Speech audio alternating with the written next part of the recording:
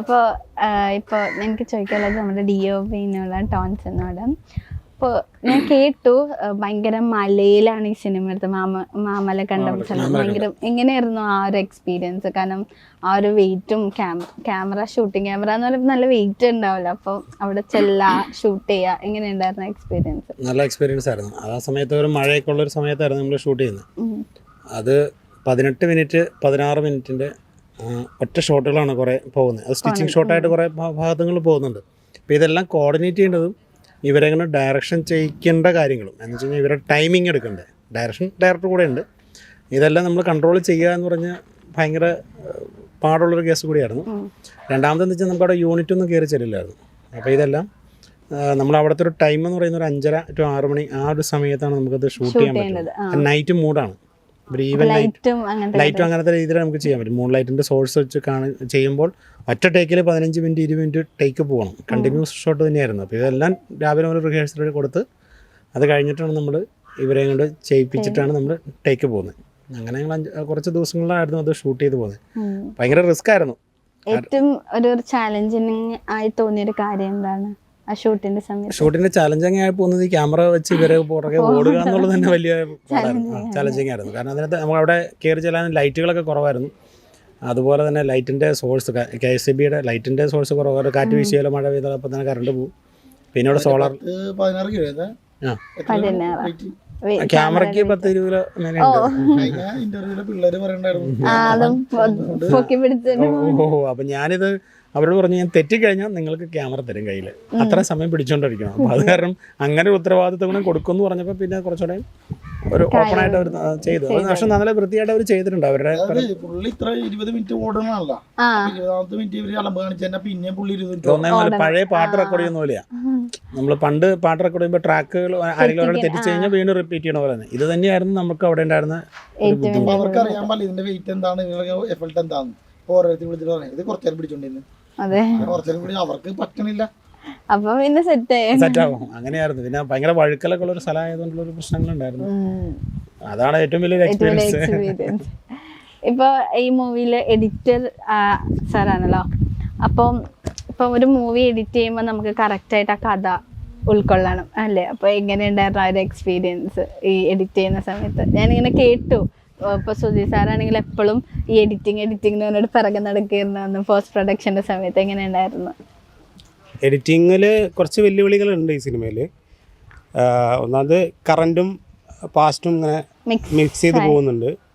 അതിൽ തന്നെ പിന്നെ സിനിമയ്ക്കുള്ള സിനിമ എന്ന് പറഞ്ഞ മാതിരി തന്നെ കുറച്ച് സാധനങ്ങൾ വരുന്നുണ്ട്. അതിലേക്കുള്ള ഉപരി എഡിറ്റിങ്ങിലേക്കായിട്ട് ഉപരി കുറച്ച് വെല്ലുവിളി വന്നത് നമുക്ക് കളർ ഗ്രേഡിങ്ങിലാണ്. എന്നുവെച്ചാൽ ടോൺസേട്ടൻ പറഞ്ഞ മാതിരി തന്നെ ഡേ ഫോർ നൈറ്റും പിന്നെ സിംഗിൾ ഷോട്ടാണ്. അപ്പം ടോൺസേട്ടന് ഈ പാറയിൽ പോകുമ്പോൾ എക്സ്പോഷർ കൺട്രോൾ ചെയ്യാനുള്ള പ്രശ്നങ്ങളും ഒക്കെ ഉണ്ട്. വെച്ചാൽ ഓവർ ലൈറ്റ്സ് നമുക്ക് ആ ഹില്ലിലേക്ക് കൊണ്ടുപോകാൻ പറ്റില്ല, ചെറിയ ലൈറ്റ്സേ ഉള്ളൂ. പിന്നെ ഒരു ജീപ്പിൽ നമുക്ക് കൊണ്ടുപോകാൻ പറ്റുന്ന ലൈറ്റുകളും ജനറേറ്റർ നമുക്ക് അവിടേക്ക് കൊണ്ടുപോകാൻ പറ്റുള്ളൂ. അപ്പോൾ ഗ്രേഡിങ്ങിൽ ആണ് ഞങ്ങൾക്ക് ഒരു സമയം എടുത്തത്. പിന്നെ ലാസ്റ്റ് മൂമെൻറ്റിൽ നമ്മൾ പടം ഫുൾ കട്ട് ഓഫ് ചെയ്തു. പിന്നെ സെൻസറിങ്ങിന് ലാസ്റ്റ് ഒരു ചെറിയൊരു പ്രശ്നം വന്നു. അത് പിന്നെ നമുക്കൊരു ഒരു 2 ആഴ്ച എടുത്തു. സെൻസറിങ്ങിന് ഒരു ടൈം എടുത്തു. ഇപ്പോൾ ഓൾറെഡി പാക്ഡ് ആയി പടം. ഇപ്പം എല്ലാം ഓക്കെ. എഡിറ്റിങ്ങിൽ പ്രശ്നങ്ങളുണ്ട്, ഇല്ല ഞാൻ പറയാനല്ല. പക്ഷെ എന്നാലും കുറച്ചും കൂടെ നമുക്ക് വെല്ലുവിളി കളർ ഗ്രേഡിങ്ങിലാണ്. കളർ ഗ്രേഡിങ്ങിൽ ഡേ ഫോർ നൈറ്റ് ആണ്. പിന്നെ മഴ ഉണ്ട്. 2-3 ടോണിൽ ഈ സാധനം പോകുന്നുണ്ട്. പടം കാണുമ്പോൾ അറിയാം. പിന്നെ വേരിയേഷൻസ് ഉണ്ട്, നല്ല വേരിയേഷൻസ് ഉണ്ട്. അതാണ് കുറച്ച് വെല്ലുവിളി ഉണ്ടായത്. കുറച്ച് ഇപ്പോൾ ഈ ഇൻ്റർവ്യൂ ചിലപ്പോൾ പടം റിലീസിന് മുമ്പ് ആളുകൾ ശ്രദ്ധിക്കില്ല. പക്ഷേ പടം കണ്ടതിന് ശേഷം ഉറപ്പായിട്ടും എഡിറ്ററിന് DIയുടെ എന്താണ് അഭിപ്രായം? അങ്ങനത്തെ ഒരു വർക്കാണ്. നമ്മൾ ഉപയോഗിക്കുന്ന ലൈറ്റ്സുകൾ ഉപയോഗിച്ച് സിനിമ ലൈറ്റ്സ് അല്ല ടോൺസേട്ട് അതിൽ ഉപയോഗിച്ചിരിക്കുന്നത്. അധികം നമ്മൾ സിനിമയ്ക്ക് കാണുന്ന നിങ്ങൾ കാണുന്ന ലൊക്കേഷൻസ് ലൈറ്റ്സ് അല്ല കൂടുതൽ ഉപയോഗിച്ചത്.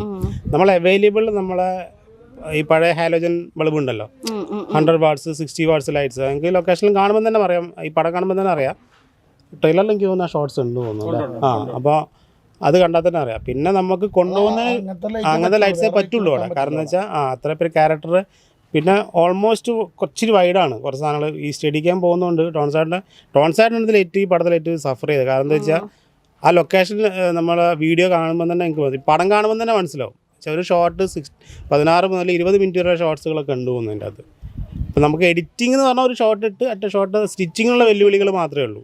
അത് കഴിഞ്ഞാൽ നമുക്ക് ഏറ്റവും കൂടുതൽ ഡിഫിക്കൽട്ട് DOP, അത് കഴിഞ്ഞാൽ പിന്നെ കളർ ഗ്രേഡിങ്, പിന്നെ ഏറ്റവും ഒരു സുധീറിൻ്റെ ഡെഡിക്കേഷൻ, അത് നമ്മൾ എടുത്ത് പറഞ്ഞേ പറ്റൂ. അപ്പൊ ഞങ്ങൾക്കും അവിടെ ഈ അരിച്ചേട്ടൻ്റെ സ്റ്റുഡിയോയിൽ അവിടെ 3 എഡിറ്റിംഗ് സ്റ്റുഡിയോ ഉണ്ട്, തിയേറ്ററുണ്ട്. ഞങ്ങൾക്ക് പൂർണ്ണ സ്വാതന്ത്ര്യമായിരുന്നു, മറ്റുള്ളവർക്ക് അത്ര കൊടുത്തിട്ടില്ല. അതെ അതെ അത് ശരിയാണ്. മനസ്സിലായി. എന്നാലേ അത് വർക്ക് പിന്നെ നടക്കുകയുള്ളൂ. അത് അദ്ദേഹത്തിൻ്റെ സ്ഥാപനമാണ്. ഞങ്ങളോട് പറയാണ് ഞങ്ങൾ പുറത്തിരിക്കുക, അല്ലെങ്കിൽ ഞാൻ ചെയ്യുന്നത് കാണുക, അങ്ങനെയല്ല വിളിച്ചത്. വളരെ എക്സ്പെൻസീവ് ആയിട്ടുള്ള ഇൻസ്ട്രുമെൻറ്റ്സ്, എക്യുപ്മെൻറ്റ്സ് എല്ലാം തന്നിട്ട് നിങ്ങൾ ഇതിൻ്റെ കാര്യം ട്രൈ ചെയ്തോളൂ, എന്നിട്ട് ബാക്കി ഞാൻ കൈവച്ചോളാം.